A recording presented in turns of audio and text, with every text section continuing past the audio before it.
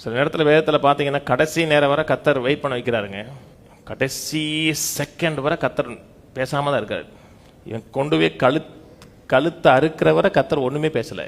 இந்த அக்கினி சூளைக்குள்ளே போகிற வரை கத்தர் ஒன்றுமே மூவ் பண்ணல. சிங்கத்தின் கெபியில் போகிற வரை கத்தர் மூவ் பண்ணல. சில நேரத்தில் உலகம் பார்க்க முடிஞ்சதுன்னு பார்க்கும். கத்தர் உங்களுக்கு கூட இருக்கிறார், கத்தர் உங்களுக்காக நோக்கம் வச்சிருக்கிறான்னா முடியலை. நம்ம அநேக நேரத்தில் முடிஞ்சிச்சுன்னு நினைக்கிறோம், அது முடியலை, இன்னும் இருக்கு. கத்தர் அது எப்படி முடியும்னு பார்ப்பாருங்க.